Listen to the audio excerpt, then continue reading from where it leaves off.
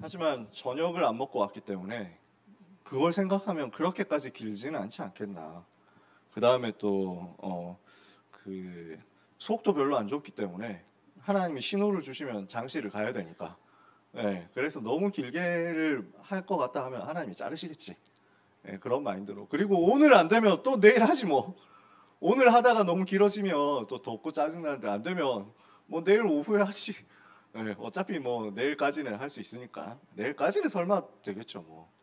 네, 그런 마인드입니다. 그래서 여러분도 다 안 와도 돼. 그래서 그러니까 영상 녹화 버튼 눌러줄 사람 한 명과 그 다음에 너무 아무도 없는데 혼자서 이렇게 하고 있으면 뻘쭘하니까 앉아있을 형식상 앉아있을 몇 사람 이렇게 하면 뭐 내일도 하면 되지.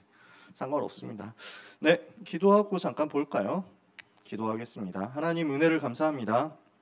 오늘 이 밤에 우리가 성경적 전도 운동을 두고 우리 마음에 담고 현장에 적용할 수 있도록 하나님의 말씀을 상고하기를 원하오니 우리를 인도해 주시며 우리 가운데 역사하여 주시옵소서.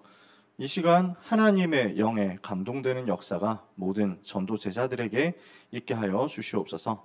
예수 그리스도의 이름으로 기도합니다. 아멘. 사도행전 전체를 우리가 살펴볼 건데요. 지난번에도 우리가 조금 보다가 말았었죠. 앞부분 다시 반복해서 하게 돼서 조금 미안한데 그래도 한 번 더 확인을 하겠습니다. 사도행전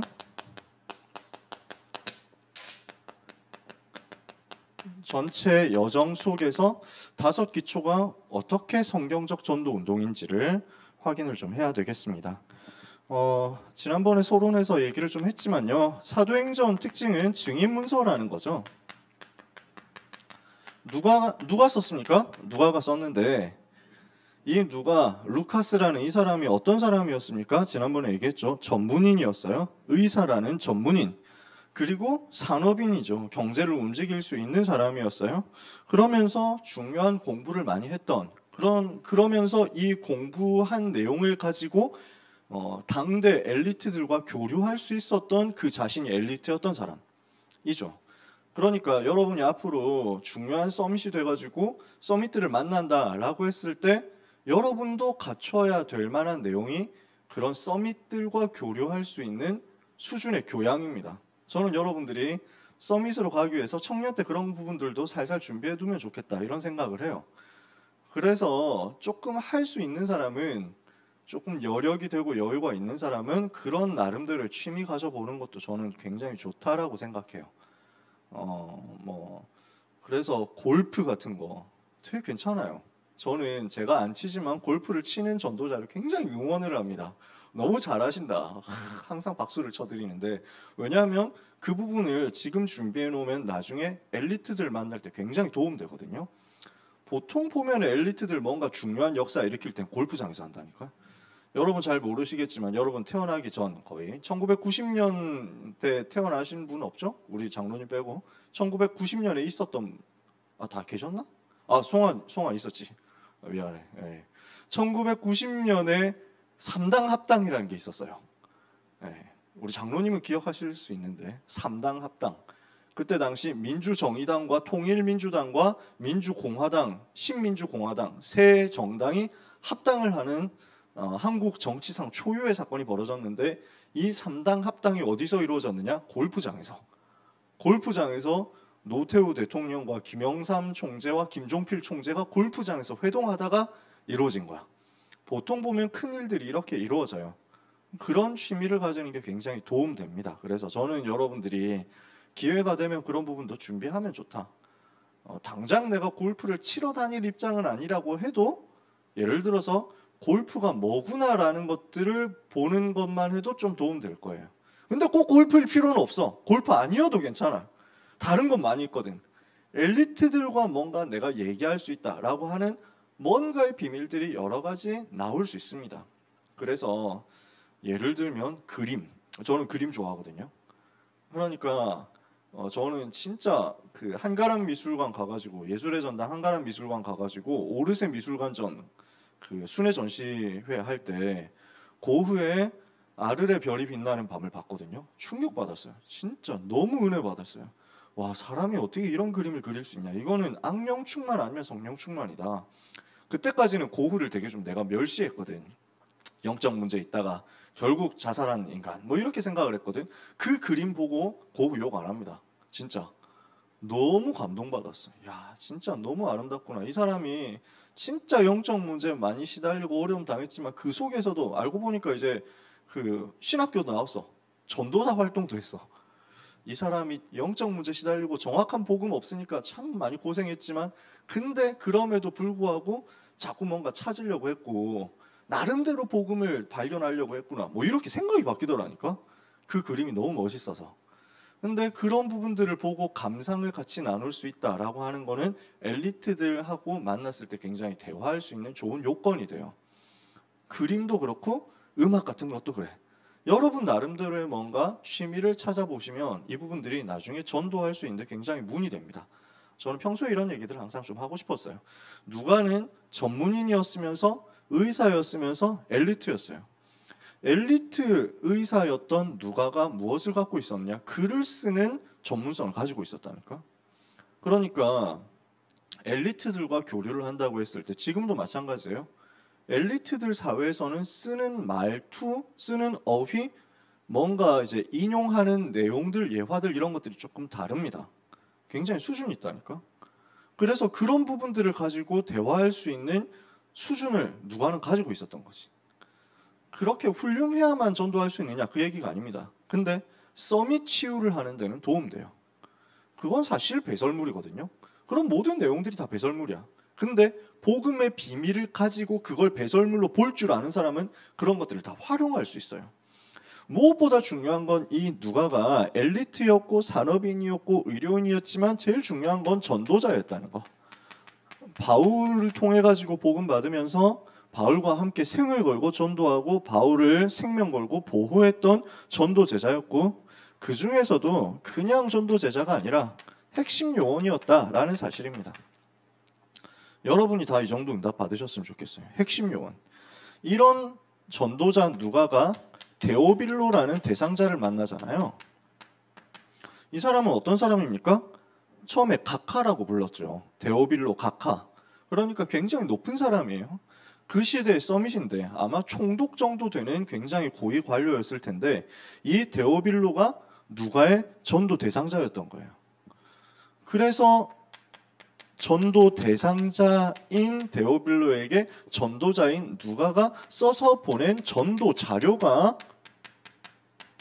누가복음이고 사도행전이었다라는 거죠. 누가복음을 통해서 예수님이 누구시냐? 그리스도다라는 사실을 데오빌로에게 발견시켜주죠. 그리고 사도행전을 통해서 그 정말 예수님이 그리스도 맞다는 증거를 보여주죠. 그렇게 해서 이 복음운동이 어떻게 흘러갔다라는 사실을 사실은 누가가 데오빌로를 확립시키기 위해서 제자 훈련시키기 위해서 처음에 복음 설명하고 그 다음에 확립을 시켜서 제자로 세우기 위해서 보낸 편지였단 말이에요. 나의 전도 실천이었다 이 말이죠. 항상 우리가 찾아야 되는 게 나는 나의 전도를 어떻게 찾아내고 누릴 것이냐거든요. 그런데 이 부분이 세계복음화를 위한 최고의 작품이 됐단 말이에요. 유일성의 증거가 나왔죠. 이게 뭐가 됐냐면은 세계복음화를 위해서 어떻게 전도운동해야 되느냐라는 언약의 텍스트가 된 겁니다. 이대로 가면 된다라는 매뉴얼이 된 거죠. 얼마나 엄청난 하나님의 역사입니까? 우리가 전도 제자로서 준비되어서 전도 대상자를 찾아서 나의 전도를 전달하는데 하나님은 이걸 가지고 여러분의 했던 모든 활동들이 유일한 작품이 되도록 한 시대 기념비적인 증거가 되도록 만드실 겁니다. 그 응답을 여러분이 앞으로 계속 받아가게 되시기를 바랍니다. 자, 그 사도행전의 흐름을 찾아보면요. 제일 첫 번째 사도행전 1장은 사도행전 전체의 서론이라고 할 수 있습니다. 뭡니까? 언약을 붙잡고 시작을 하는 거죠. 언약이 뭐냐라는 것을 정리해 주는 것이 사도행전 1장이고 이 언약 붙잡고 시작하는 것이 사도행전 1장입니다. 그래서 사도행전 1장 1절에서 11절이 언약을 정리하는 것인데요. 언약을 어떻게 정리할 수 있느냐? 5가지 포인트가 있습니다. 뭐죠? 사도행전 1장 1절 내가 먼저 쓴 글에는 그랬잖아요. 누가복음, 예수가 그리스도라는 거죠. 사도행전 1장 속에서 우리가 현장에서 기도하면서 전도를 위해서 붙잡아야 될 언약이 있는데 그 언약의 제일 첫 번째는 예수님이 나의 그리스도 되셔서 나의 모든 문제를 해결하셨다는 사실입니다. 두 번째, 그분은 부활하셨다라는 거죠. 세 번째, 그분은 성령으로 지금도 역사하고 계신다. 네 번째, 그분은 세계 복음화를 우리에게 맡기셨다. 이것을 우리에게 언약으로 주셨죠. 그리고 이 세계 복음화가 성취되는 그날에 재림주로 다시 오실 것이다. 이것을 약속한 겁니다. 이게 사도행전 1장 1절에서 11절에 나오는 5가지 포인트죠. 먼저 쓴 글, 여기에 예수가 그리스도 들어있죠. 부활하신 회 받으신 후에 확실한 많은 증거로 친히 살아계심을 나타내사 40일 동안 그들에게 보이시며 하나님 나라의 일을 말씀하셨다. 부활하셨다는 거예요. 그리고 몇 날이 못 되어 성령으로 세례를 받으리라 약속하셨죠. 그리고 1장 8절 땅끝까지 증인될 것이다 약속하셨죠. 1장 11절 천사들이 얘기했잖아요. 다시 오실 것이다. 세계복음화 되는 그날에 예수님 다시 오신다라는 거예요. 이게 5가지 포인트고요. 그 속에서 우리가 붙잡아야 되는 3가지 핵심이 있습니다. 그 3가지 핵심의 내용은 여러분이 너무 잘 알고 있습니다. 3가지 핵심의 첫 번째 뭐죠? 갈보리산이죠. 사도행전 1장 1절 예수님이 그리스도 되셔서 나의 모든 문제를 해결하셨다는 이 갈보리산 체험이 없으면 아무것도 진행이 되지 않습니다. 나의 복음 체험이 되어야만 세계복음화를 위해서 갈 수 있죠. 나의 복음이 이런 것이다. 나에게 그리스도가 이런 분이었다. 내가 그리스도를 어떻게 해서 만났다라는 것에 대한 증거가 없으면, 확신과 체험이 없으면, 나의 복음이 나와지지 않으면 전도운동 사실은 시작되기가 어렵죠. 그러니까 여러분이 현장 가가지고 캠프하고 불신자 만나고 전도하고 하는 것들이요, 나의 복음을 확립시키는 과정 속에 있는 거예요. 역사가 빨리 안 일어난다고 해서 조급해할 이유가 없는 게, 그건 여러분에게 하나님이 나의 복음을 확인시켜주는 과정이에요. 어떤 사람의 경우는, 특별한 경우는 복음 받는 순간 갈보리산으로 완전 담나버려요. 특별한 사람, 영적 문제가 많았다, 너무너무 갈급했었다, 이런 사람들 있죠.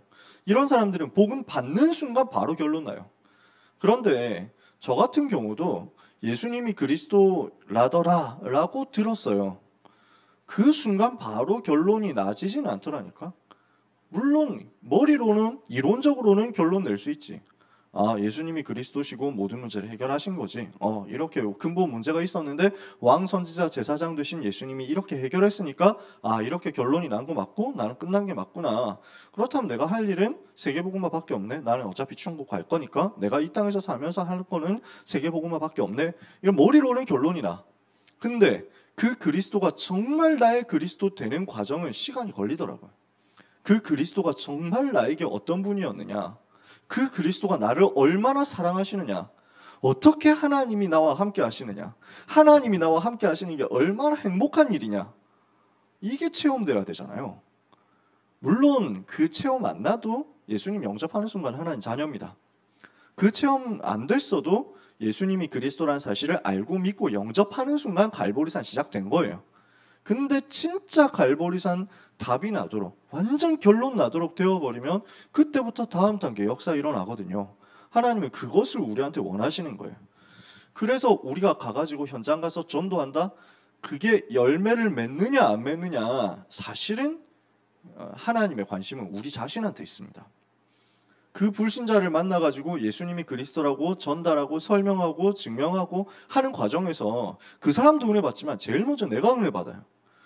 그 사람이 가지고 있는 불신자 상태가 보이면서 아, 불신자 상태란 게 이런 거구나, 하나씩 하나씩 정리되어 가는 거예요. 그러니까 한 100명 영접시켜 보니까 아, 불신자 상태 이거구나 라는 게 보이더라니까. 한 300명한테 복음 전해보니까 이래서 그리스도 아니면 안 되는구나 보이더라고요. 결국 나를 확립시키기 위한 과정이었어요. 어느 정도까지 가면 되겠습니까? 여러분이 그리스도라는 단어를 들을 때 너무 감사하다, 그리스도라는 단어 속에서 너무 감격스럽다, 내가 하나님의 자녀라는 게 너무 행복하다, 이렇게 나와줘야 되는 거죠. 여러분은 그렇게 되시는 줄 믿습니다. 저는 그게 너무 감사해요. 그러니까 저는 합숙훈련 가가지고 이게 제일 먼저 체험되더라고요. 하나님이 그 은혜를 저한테 주셨어요. 합숙훈련 통해서 4박 5일 동안 메시지 집중적으로 받고 마지막 날 밤에 찬양 예배 하는데, 기도회를 하는데 김유찬 목사님이 그때 사무장으로 그때 우리 합숙훈련 진행을 하고 있었는데 찬양 인도를 하셨거든요. 그때 했던 찬양이 주만 바라볼지라 찬양이었는데 저 후렴 부르면서 갑자기 눈물이 막 나는 거야. 내가 한 번도 그런 적이 없었거든. 초등학교 2학년 때 여름 성경학교 가가지고 예수님이 나를 위해서 십자가에 못 박혀 죽으셨다는 사실이 너무 슬퍼가지고 광광 울었다 뭐 이거 했던 이후로 한 번도 그랬던 적이 없어. 아무리 슬픈 생각을 해도 별로 슬프지가 않았어.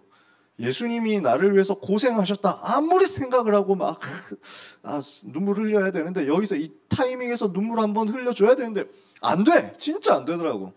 근데 그 순간 나한테 믿어지는 거예요. 주는 그리스도시요 살아계신 하나님의 외아들. 아 맞구나. 이게 딱 오더라고. 너는 성령과 권능 받고 땅끝까지 주의 증인 되리니 이러는데 이게 나한테 믿어지는 거야. 그 순간 아 맞구나. 내 힘으로 할 수 없으니까 하나님이 하나님의 일을 하나님 자신이 하겠다고 성령과 권능을 나한테 주시겠다고 하는구나. 그래서 나 같은 사람을 증인으로 세우겠다고 하는 거구나. 이게 너무 감격스럽더라고요. 나 같은 죄인이 멸망해야 되는 사람이 마귀의 자녀였던 이 사람이 그런 내가 그리스도 대신 예수님 만나가지고 구원받은 것만 해도 감사한데 이 저주에서 빠져나와서 땅끝까지 증인되도록 자격 없는데 자격 있다고 하나님의 인정을 받고 은혜를 받고 그러면서 뭐가 따라 나옵니까? 어둠 권세 너를 해치 못할 것이요 주의 천군 천사 너를 앞서 행할 것이다. 내 힘으로 세상 이길 수 없으니까 하나님이 아시고 흑암 꺾을 수 있도록 흑암 꺾도록 내 힘으로 안 되니까 천군 천사 나를 앞서 동행해가지고 동원되어가지고 역사하도록 그러니까 아무것도 걱정할 게 없고 주만 바라보면 주만 말하고 주만 바라보면 되는구나. 이게 나한테 너무 감격이 되는 거야. 이게 믿어지니까 왜 우는지 모르겠는데 진짜 엉엉 울면서 했다니까. 그때 이후로 지금까지 계속 되는 게 뭐냐면 복음 누리고 복음 선포하는 찬양할 때마다 내가 너무 감동이 되는 거지. 너무 감격이 돼. 그래서 이번에도 리더 수련회 하면서 막 그 살리러 가라 하는데 막 눈물 나와가지고 부를 수가 없더라니까. 내가 어쩌다 이 은혜를 받았지? 이게 기준이라는 건 아닙니다. 저한테는 갈보리산이 그렇게 체험되더라고요. 나에게는 갈보리산이 그랬어요. 그래서 지난번에 정명수 목사님 말씀하셨지만 나의 다메섹을 찾아야 돼요. 나에게 갈보리산 나를 위해서 예수님이 십자가 못 박혀 죽으시고 다 이루었다 하시고 모든 문제 끝내시고 그 증거로 부활하신 그 사건이 체험되는 응답을 받아야 전도운동 우리가 제대로 할 수 있습니다. 두 번째, 그러고 나서 나오는 게 감람산이죠. 분위기 보니까 이거 사도행전 1장 하는데 한 1시간 할 것 같은 느낌이 드는데 이대로 가면 큰일 나는데 감람산 뭡니까? 하나님의 나라 말씀하셨잖아요. 감람산에서만 말씀하신 게 아니에요. 지난번에도 얘기했지만 예수님이 40일 동안 부활하신 후에 40일 동안 말씀하셨죠. 오순절 날에 성령께서 임하셨는데 그 오순절 날 되기 전 40일 그 기간이 있었단 말이에요. 부활하신 후 40일 그 40일 기간 동안 예수님이 갈릴리에서 제자들을 만나시고 갈릴리에서 메시지 주시고 하셨어요. 그리고 마지막에 승천하시기 직전에 감람산에서 메시지 주셨어요. 그러니까 마지막에 감람산에서 하신 말씀이 있기 때문에 우리가 감람산 언약이라고 흔히 부릅니다.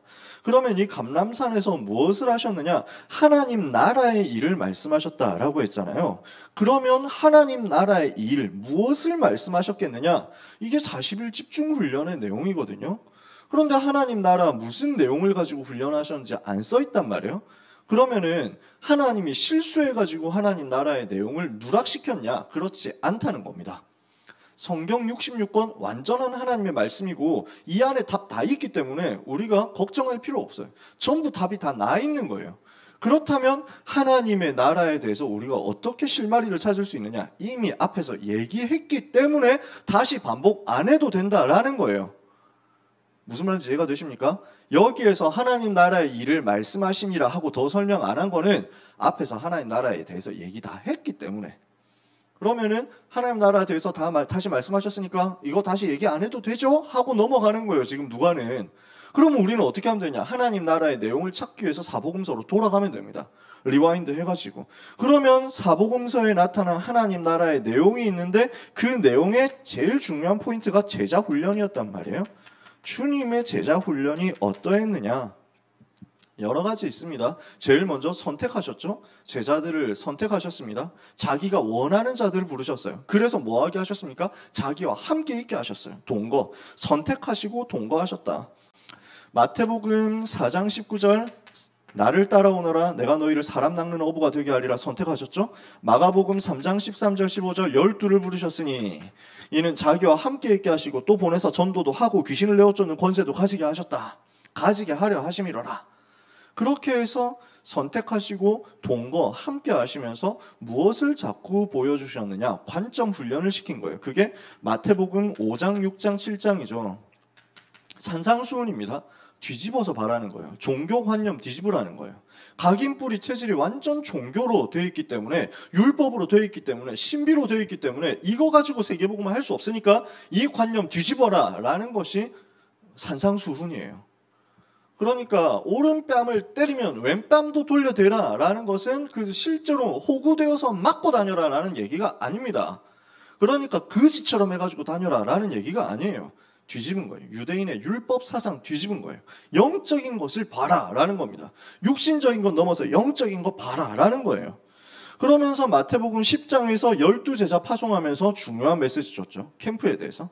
마태복음 13장에서는 다락방에 대한 메시지를 비유로 주셨어요. 마태복음 16장 17장에서는 예수님이 그리스도라는 이 부분을 제자들에게 보여주시고 질문하시고 이런 부분을 가지고 설명하시면서 그때부터 고난에 대해서 말씀하시죠. 십자가에 대해서 말씀하시고 부활에 대해서 말씀하시죠. 그리고 마태복음 24장 25장에서 말씀하십니다. 마지막 때 어떤 일이 일어나겠느냐 이런 중요한 내용들에 대해서 제자 훈련을 하셨습니다. 요한복음 14장에서부터 17장까지 또 마가다락방에서 제자들에게 다락방 강화라는 중요한 메시지를 하셨죠. 이런 제자 훈련들이 있었습니다. 요 제자 훈련 하셨던 내용들이 사도행전에서 전부 실현되고 성취되죠. 두 번째, 그러면서 무엇을 하셨느냐? 요 감람산 메시지에서 무엇을 하셨겠느냐? 요 제자 훈련 하셨던 내용을 다시 반복하셨겠죠. 집중 훈련하면서. 공생에 3년 동안 하셨던 그 메시지를 가지고 다시 반복해서 집어넣으면서 확인시켜 주는 거예요. 그 편린들을 우리가 찾아볼 수 있는 게 부활 메시지입니다. 부활하신 주님이 무엇을 가지고 말씀하셨느냐? 우리는 알고 있습니다. 중요한 몇 가지가 있지만 간단한 것만 살펴보면 첫 번째가 마태복음 28장이죠. 마태복음 28장 18절에서 20절 예수님이 무엇을 말씀하셨어요? 복음화 운동의 5단계 말씀하십니다. 칠판을 각도를 어떻게 잡아야 될지 진짜 각이 안 나오는데 왜냐하면 사도행전 1장을 이 정도 해야 사도행전 2장 이만큼 쓰고 그 다음에 이제 팀사 이거 쓰고 한 칠판에 절대 안 될 것 같다. 아무튼 그래요. 복음화 운동의 5단계 설명하셨어요. 뭐죠? 여러분 알고 계십니까? 복음화 운동 5단계. 그때 그때 아마 미션홈에서 메시지 했던 것 같은데. 복음화 운동의 5단계. 첫 번째 뭐였어요? 너희는 그랬죠. 요원화입니다. 우리가 준비되어 있어야 된다. 너희는. 그 다음에 어떻게 해야 돼요? 가서 뭡니까? 현장화입니다. 준비된 요원이 현장으로 들어가라. 그래서 뭐 해요? 모든 족속을 제자 삼아라. 제자화입니다. 네 번째, 그래서 뭐 해요? 아버지와 아들과 성령의 이름으로 세례를 베풀고 교회화입니다. 그리고 내가 너에게 분부한 모든 것을 가르쳐 지키게 해라. 재생산, 전도화입니다. 이 복음화 운동의 5단계를 부활하신 이후에 40일 동안 메시지로 주신 것이다. 그죠? 그 다음에 또 뭐 있습니까? 마가복음 16장 15절에서 20절 치유에 대한 메시지를 주셨죠. 너희는 온 천하에 다니며 만민에게 복음을 전파해라. 믿고 세례를 받는 사람 구원을 받을 것이고 믿지 않는 사람 정죄를 받으리라. 믿는 자들에게 이런 표정이 따르니 곧 저희가 내 이름으로 귀신을 쫓아내며 새 방언을 말하며 뱀을 집으며 무슨 독을 마실지라 해를 받지 않은 병든 자를 손 얹은 나으리라. 치유에 대한 영권에 대한 메시지를 주셨어요. 또 중요한 유명한 메시지가 요한복음 21장이죠. 15절에서 18절 후대에 대한 치유에 대한 전략을 주시고 후대에 대한 전략을 미션으로 주셨다. 이게 부활 메시지입니다. 이 부분을 지금 사도행전 1장에서 사도행전 1장 3절 하나님 나라의 일을 말씀하시니라라는 한마디 속에 집어넣은 겁니다. 그리고 나서 세 번째 나오는 게 뭐예요? 마가다락방이다. 그죠?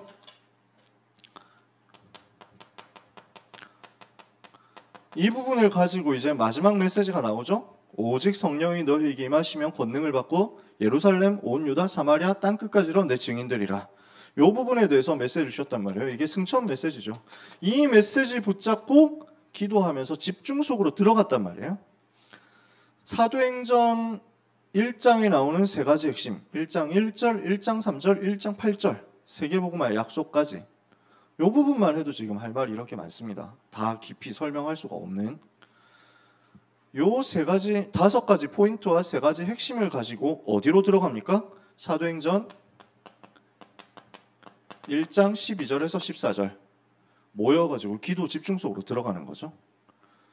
120명 전도 제자들이 모여가지고 마음을 같이하여 오로지 기도에 힘썼다. 언약을 붙잡고 기도 속으로 들어갔습니다. 그러면 어떻게 기도했겠느냐, 어떻게 집중했겠느냐, 그 내용이 15절에서 26절까지 들어있습니다. 집중의 내용이죠.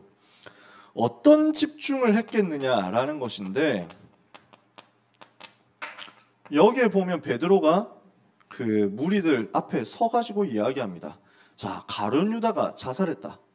우리가 알고 있는 것처럼 원래 12명 제자 중에 한 명이었다. 그런데 주님 배신했고 그 결과는 우리가 다 알고 있다. 그 가룟 유다가 자살한 거 우리가 다 알고 있다. 얘기를 합니다. 왜 자살했을까? 말씀의 성취였다. 이렇게 얘기를 합니다. 그러면서 그러므로 우리가 새로운 제자를 뽑아가지고 12명의 숫자를 채워야 된다. 이렇게 얘기를 합니다. 왜냐하면 성경에 이렇게 기록되어 있다. 그 사람의 몫을 빼앗아서 다른 사람에게 주게 하소서. 이렇게 시편에 기록되어 있으니까 그 말씀대로 우리가 새 제자를 뽑아가지고 세워야 되겠다라고 전달을 합니다. 그러니까 뭘 한 거예요? 말씀 포럼을 한 거예요. 마가다락방에서 10일 동안 모여가지고 밥 먹고 잠자는 시간 외에는 기도만 했겠느냐? 그렇지 않았을 것이다 라는 이유가 뭐냐면은 요 포럼 내용에 들어있다는 거죠. 성경을 가지고 확인을 하면서 자기에게 있었던 문제에 대해서 적용을 합니다. 그러니까 10일 동안 무엇을 했겠느냐?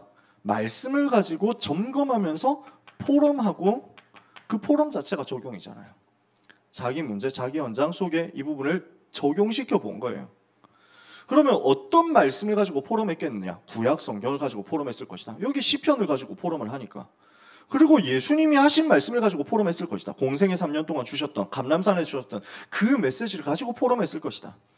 이 포럼 내용을 가지고 기도한 거죠. 말씀 붙잡고 기도한 거예요. 이러니까 하나님이 역사하실 수밖에 없었던 거죠.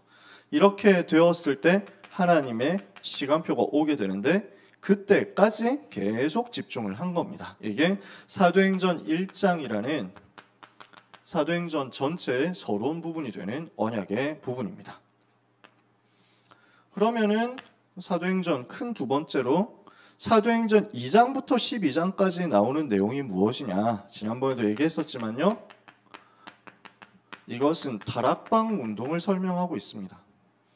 사도행전 전체를 우리가 전도운동 관점에서 크게 덩어리를 구성을 해서 나눠본다면 사도행전 1장이라는 서론 부분이 있고요.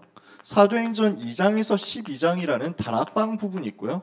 사도행전 13장에서 20장이라는 팀 사역을 통해서 다섯 기초가 적용되고 확산되는 부분이 있고요. 21장에서 28장까지 로마로 가는 전도자의 결론 부분이 나옵니다. 이렇게 네 부분으로 우리가 전도운동 관점에서 다섯 기초 관점에서 분석을 할 수 있거든요. 그 중에서 이 시대는 어떤 시대냐? 내가 있는 현장을 변화시키는 시대예요. 사도행전 1장 언약, 기본 근본 언약을 붙잡는 거고요. 내가 있는 현장 변화시키는 시대. 내가 관계되지 않은 현장까지 살리러 들어가는 시대가 13에서 20장까지입니다. 그러니까 이렇게 해야 세계복음화 갈 수 있죠. 내가 있는 현장, 내가 없는 현장. 나와 관계된 현장, 나와 직접 관계되어 있지 않은데 살리러 들어가는 현장. 요것까지 다 하러 들어가는 거예요. 이렇게 해서 마침내 세계복음화로 가는 거죠. 이 부분이 전도자의 중심과 함께 드러나 있거든요.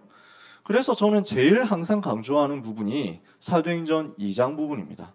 사도행전 2장에서 12장까지의 다락방이 체험되지 않으면 13에서 20장까지 넘어갈 수가 없어요. 팀사역을 할 수가 없습니다. 팀사역 하러 나가도 제자를 못 봅니다. 미션홈 모여도 제자가 안 보입니다. 미션홈 열어도 제자를 움직일 수 없습니다. 왜냐? 사도행전 2장에 그 다락방 체험 못 해봤기 때문에. 그 다락방 체험 못 해본 사람은 사실은 봐도 안 보여요. 뭐가 있는지 모릅니다. 답을 줄 수가 없어요. 점검을 해줄 수가 없어요. 자기가 못 해봤는데. 그래서 제일 중요한 부분은 사도행전 2장 체험했느냐 안 됐느냐 이겁니다. 사도행전 2장 체험을 위해서 1장 1절 11절 언약 붙잡고 1장 12절 14절 기도하면서 1장 15절 26절 집중 계속 하는 거예요. 현장에서 지속하는 거죠. 그러면 이 다락방 운동이 어떻게 일어나느냐라는 것을 볼 때 제일 먼저 생각해 봐야 될 건 다락방의 정의입니다. 다락방이 무슨 운동이냐라는 것을 지난번에 설명을 했었는데요. 다락방 운동의 정의는 이렇게 설명할 수 있다 얘기했습니다. 내가 있는 현장에 하나님의 목적과 계획이 있는 줄 믿고 전도의 지역으로 침투해 들어가서 전도의 목적으로 펼치는 성경 공부 활동이다. 그래서 다락방의 정의는 현장 운동이고 전도 운동이고 말씀 운동이라는 것입니다. 그게 다락방이에요. 그래서 여러분이 현장 들어가실 때 항상 하셔야 되는 부분이 내가 지금 현장 살려야 되겠다 이 마인드예요. 내가 들어가는 현장을 변화시켜야 되겠다 이 마인드입니다. 하나님이 나에게 이 현장을 전도를 위해서 맡겨주셨다 이 마인드입니다. 우리는 전도를 교회로 끌고 오는 전도를 하는 게 아니라 현장으로 파고드는 전도를 하는 거거든요. 그래서 우리 교회 한 번만 와보십시오. 우리 교회 너무 좋습니다. 우리 목사님 설교 너무 잘합니다. 이렇게 해가지고 하는 게 대부분 한국과 세계교회 전도 수준이라니까. 그러니까 이것을 극한으로 몰아붙여 가는 게 지금 미국에서 나오는 그리고 한국에 수입되고 있는 대형 교회 무브먼트입니다. 메가처치 이런 것들. 정말 이 사람들 대단하거든요. 이렇게 하니까 여기는 공연장이에요. 하나의 거대한 공연장. 찬양 자체가 콘서트잖아요. 이걸 이제 유행시킨 사람이 이제 그 미국의 이제 윌로우 크릭 처치라든지 빌 하이벨스 목사 뭐 이런 사람들, 그 다음에 뭐 유명한 사람 뭐 목적이 이끄는 삶 뭐 이런 팀들 있죠. 이런 사람들. 그 다음에 제일 유명한 사람이 요즘 뜨는 사람이, 요즘이라고 하긴 좀 미안하지만 한 10년 됐지. 왜 누굽니까? 조엘 오스틴 긍정의 힘 이렇게 해가지고 막 희한하게 그 긍정의 힘이라는 책 여러분도 보셨죠? 그래서 막 보면은 기억날 거예요. 그 책 표지에 보면은 조엘 오스틴 목사 얼굴 이렇게 씩 웃는 표정과 함께 뒤에 뜬금없는 태극기가 그려져 있다? 진짜? 그래가지고 국뽕이 펄럭 뭐 이러는 기분인데, 그래서 무슨 의미로 그렇게 태극기를 붙여놨는지 모르지만 엄청난 베스트셀러가 됐지. 할 수 있다 이거지. 근데 거기를 보면 어떻게 해놨냐면은 그 시컬스 월십이라고 열린 예배를 그 사람들이 이제 처음으로 고안을 한 거예요. 그래서 전통 형식으로 예배를 드리니까 이 사람들이 막 불신자들이 이해를 못하더라 이런 식으로 생각을 하는 거야. 그래서 이거는 또 막 정적이고 죽어 있으니까 콘서트처럼 예배를 하자. 이래서 찬양팀을 대대적으로 강화시키고 이걸 가지고 예배를 그냥 이걸로 끌어들여서 하나의 콘서트로 만든 거예요. 그러니까 이 팀들에서는 이제 이런 부분에 대한 이펙트가 굉장히 강조되죠. 그리고 나서 이제 설교도 뭘 하게 되냐면 진짜 거의 스탠드업 코미디처럼 설교를 하는 거야. 여러분 그런 거 보셨습니까? 그래서 요즘 한국 교회도 상당수 교회들이 이렇게 합니다. 무선 마이크 이렇게 꽂아놓고 목사님이 이렇게 해서 프롬프터를 띄워놨는지 어떻게 뭐 다 외워가지고 왔는지 모르지만 강대상도 없어요. 연단도 없어. 이래가지고 꽂혀 있는 상태로 돌아다니면서 막 성도님 어떻게 생각하세요? 뭐 이러고 설교를 한다니까 진짜. 그래서 되게 하여튼 저는 제가 봤을 때 되게 웃기는데 그런 것들을 미국에서부터 다 끌고 왔어요. 이렇게 해서 엄청 부흥이 된 거예요. 뭐 체육관을 이제 막 한 2만 명 들어가는 체육관 농구장이었는데 거기를 인수해가지고 레이크우드 처치는 조엘 오스틴 목사 교회는 거기를 인수해가지고 교회로 만들고 교회 예배 실황이 막 엄청난 스크린에서, 원래 농구장이었으니까 콘서트장이었으니까 이 스크린에서 막 동시에 확 비춰주면서 이렇게 완전 뭐 콘서트 그 자체 이렇게 해가지고 사람을 끌어들이는 거지. 결국 뭐냐? 교회 와라 이거예요. 교회 와라. 전략이 그거였어. 지금 어느 정도까지 갔냐면 이제 그걸로도 채워지지가 않는 거야.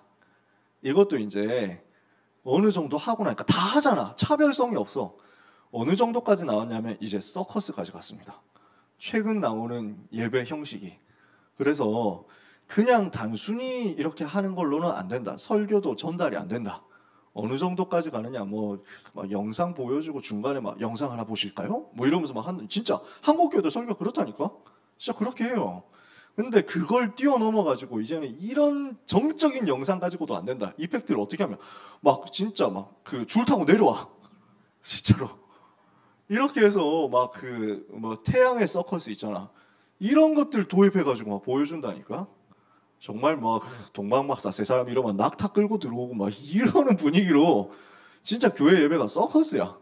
여기까지 갔어요. 정말. 이거는 너무했지라는 얘기와 이렇게 하니까 교회가 확실히 살아나더라 뭐 이런 얘기와 지금 이거 미국에서 되게 부딪히고 있어. 좀 있으면 한국 들어올걸요. 그런다니까. 뭐냐? 현장 놓쳐서 그래요. 현장으로 들어가야 되는데 현장으로 못 들어가잖아. 현장을 완전 3단체에 빼앗겼거든. 이러니까 뭘 하느냐? 교회로 끌고 와서 엄청난 프로그램을 가지고 뭔가 보여주겠다. 근데 이 운동은 될 수가 없습니다. 왜냐? 그렇게 하다 보면은 더 대단한 프로그램을 계속 만들어내야 돼요. 결국 한계에 부딪힐 수밖에 없죠. 그리고 암만 그렇게 해봐야 진짜 불신자들이 세상에서 하는 콘서트는 못 따라갑니다. 암만 그렇게 해봐야 거기서 주는 감동 그냥 TV 틀면 나온다니까. 이길 수가 없지. 더 결정적인 문제, 현장에 있는 영적인 사실, 영적인 부분, 재앙, 저주의 문제 절대 치유가 안 되는 거예요. 메시지가 없으니까. 우리는 어떻게 하느냐? 현장으로 들어가는 것이다. 그래서 뭘 하자는 것이냐? 전도하자는 거예요. 우리는 우리끼리 모여서 교제하고 우리끼리 모여서 뭔가 만들고 이렇게 하는 게 아니에요. 항상 생각해야 되는 게 우리 랩런트들이 항상 생각해야 되는 부분인데 우리의 정체성은 전도입니다. 우리 운동의 정체성은 전도 운동이에요. 랩런트 운동의 정체성 전도 운동이에요. 그래서 항상 주의해야 돼요. 세상에 많고 많은 프로그램이 있다니까. 영성 프로그램도 많습니다. 우리가 똑같은 거 하면 안 돼요. 우리의 목표는 항상 현장이고 항상 불신자 살리는 것. 불신자에게 예수가 그리스도라고 증거해가지고 생명 얻도록 영접할 수 있도록 초청해 주는 것. 이 일이 반드시 되어져야만 됩니다. 여기에 대해서 관심이 없다. 여기에 대해서 생명력이 없다. 여기에 대해서 야성이 없다. 그럼 이 운동은 죽습니다. 이 운동 죽어요. 랩넌트가 반드시 자기의 정체성을 현장에 두고 전도해 둬야만 이 운동 지속할 수 있습니다. 왜냐? 그게 다락방이거든요. 주님이 그걸 두고 훈련시켰거든요. 그래서 뭘 하라는 것이냐? 전도, 현장의 불신자 살려내라는 거예요. 불신자 살리는 것과 관계가 되어지지 않고 링크가 되지 않으면 우리끼리 하다가 끝나는 것이 되어버리면 결국에는 한 시대로 끝납니다. 항상 그래요. 그래서 우리가 경계하는 거예요. 찬양 막 예배하는 거 이런 거 그래서 경계해요. 조심해야 돼. 왜냐? 우리끼리 윤회되거든. 그게 틀렸다는 말이 아니야. 근데 우리의 관심은 항상 전도 현장에 있어야 돼요. 근데 세상에 그 많은 찬양팀에서 그런 부분을 보여주냐? 안 보여주거든. 배울 거 있습니다. 뭐 예배 인도자 컨퍼런스, 다리 놓는 사람들, 어노인팅, 뭐 마커스 다 괜찮아요. 배울 거 있어요. 그런데 이 사람들은 현장이 없어요. 전도라는 목표가 없어. 목적이 없어. 그냥 자기들끼리 은혜 받고 끝나는 거야. 그러니까 여기서는 되는데 현장 가서는 안 되잖아. 결국 현장의 실패자로서 현장에서 낙심된 상태로 와가지고 여기서 위로 좀 받고 다시 돌아가서 또 고생하고 이렇게 될 수밖에 없거든요. 우리는 그게 아니야. 항상 전도. 근데 그 방법이 뭐냐? 성경이 말씀하는 대로 말씀을 전달하고 말씀을 가지고 답을 주는 운동이라는 거죠. 뭔가 친교를 하는 게 아니라 프로그램 돌리는 게 아니라 메시지 전달하는 거예요. 말씀 전달하는 거예요. 왜냐? 말씀 자체가 힘이니까. 말씀 자체가 능력이니까. 말씀이 곧 하나님이시니까. 그래서 우리는 다른 것 하지 않고 말씀 운동을 가지고 그것도 선포합니다. 일방적으로. 왜냐? 그러면 그 현장의 흑암세력은 무너지게 되어 있기 때문에. 그리스도가 선포되고 그리스도가 전달되니까 그때 흑암의 세력은 무너져 버려요. 이걸 두고 우리는 하는 거죠. 이게 다락방 운동입니다. 이게 어떻게 시작됩니까? 5가지 역사로 시작됩니다. 번호가 좀 꼬이는데 양해를 해주세요. 하나씩 밀어야 되겠지. 왜냐하면 제가 공간이 없어가지고 이렇게 해놓은 거거든요. 요 다락방 운동이 어떻게 시작되느냐? 사도행전 1장 1절에서 11절 언약 붙잡고 사도행전 1장 12절 14절 마음을 갖춰요. 저녁 기도에 힘썼다. 기도했더니 그러면서 기다렸더니 하나님의 역사가 일어나는데 5가지 시간표에 따라서 역사 일어나더라. 5가지 순서대로 단계대로 역사 그대로 일어나더라 라는 겁니다. 그럼 이 5가지가 뭐였습니까? 여러분이 잘 아시는 대로 제가 계속 강조했던 대로 사도행전 2장 1절에서 4절 성령의 역사입니다. 내 삶의 변화가 일어나는 거예요. 내가 그리스도 언약 붙잡고 세계복음화 언약 붙잡고 말씀 붙잡고 기도하고 있으니까 하나님의 시간표 따라서 내 학업의 역사하시더라 이겁니다. 내 삶의 역사하시더라. 내 경제의 역사하시더라. 내 기능의 역사하시더라.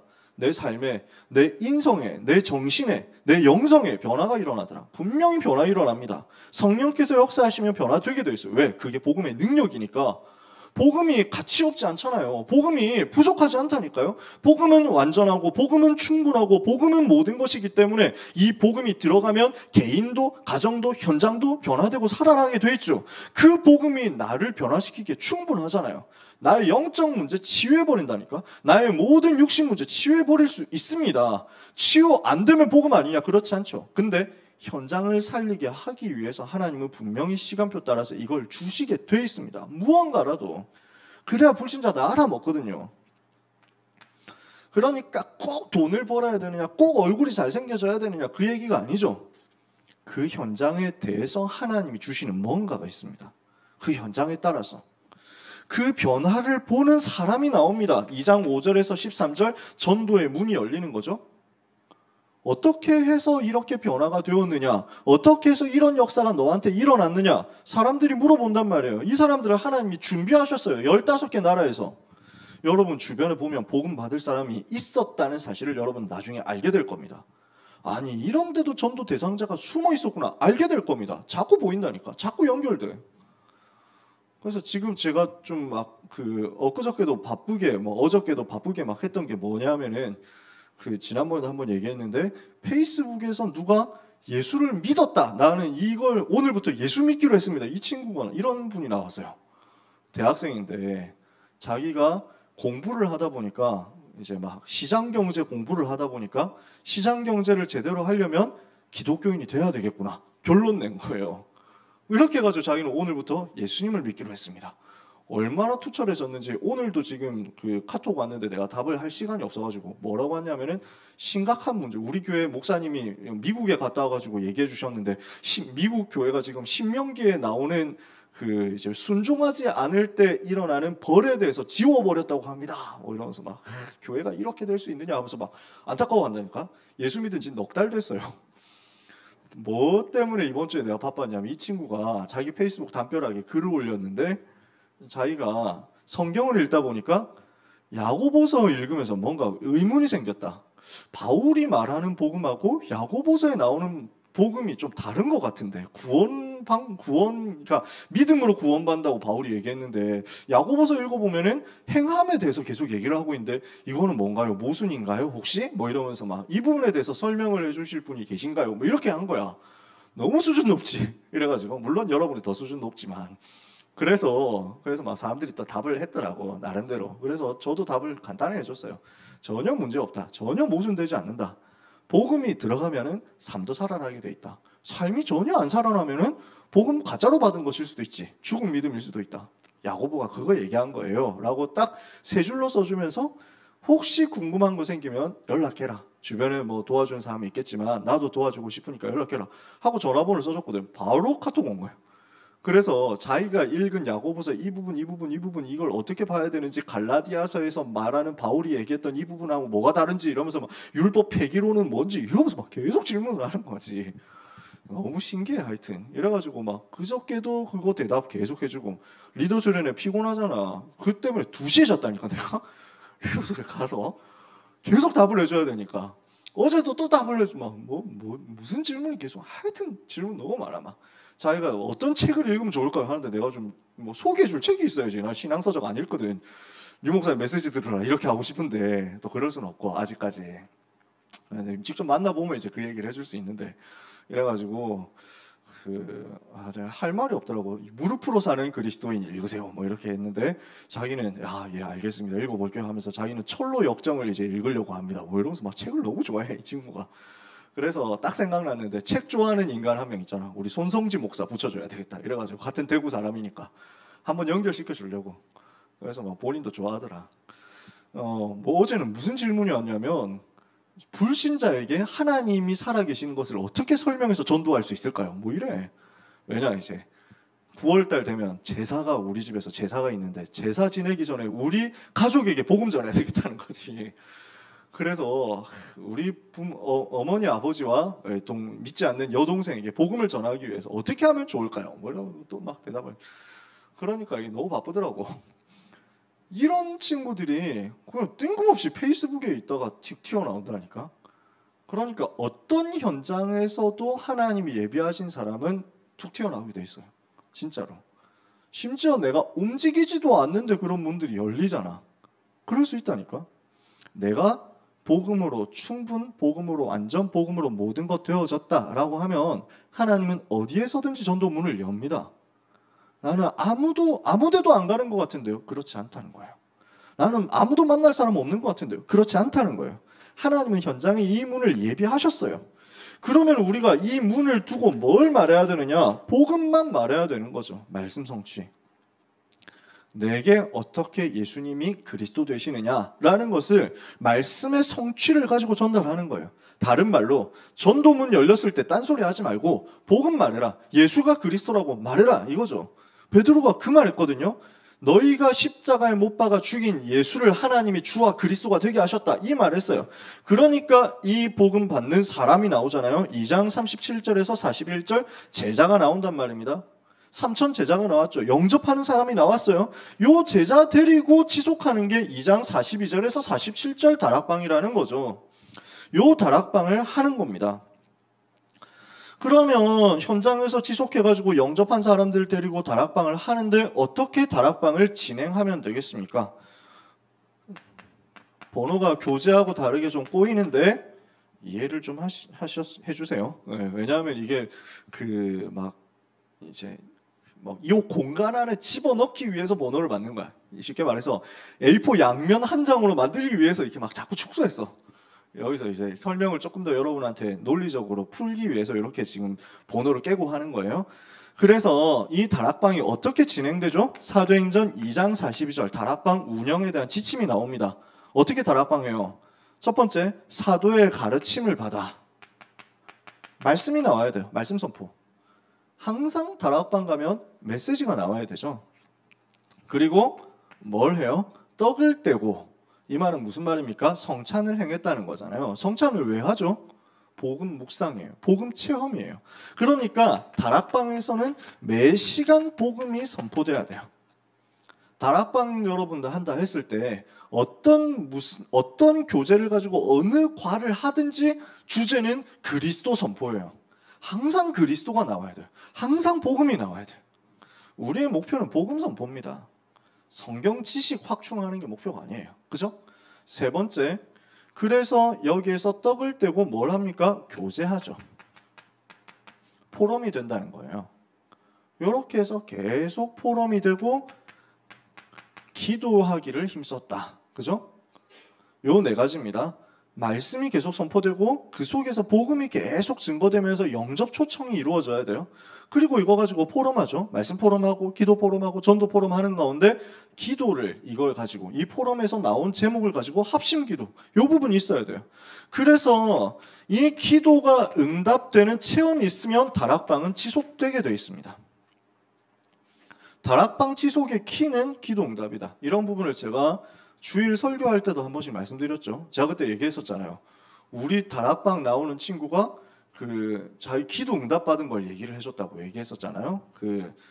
학교 수련회 갔다가 이제 변을 보고 자기 수건으로 닦았다가 술 취해가지고 완전 학교 수련회 고1 남자 학교에서 수련회 가면 할 게 없잖아. 이래가지고 양주 한 병을 그냥 병나발로 확 원샷 해가지고 원래 남자들 허세거든. 남자는 원래 허세로 살고 허세로 죽기 때문에 여자분들은 잘 이걸 활용하시면 굉장히 엄청난 지렛대를 가질 수 있습니다. 허세를 살살살살 자극해주면 진짜 자기가 뭐 되는 줄 알아.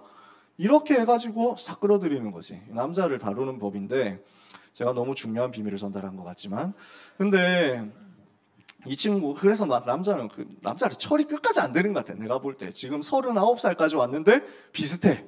예, 지금도 보면 막 이래가지고 옆에서 막 오 이렇게 해주면 정말 내가 한다 뭐 이런 게 꼭 있어.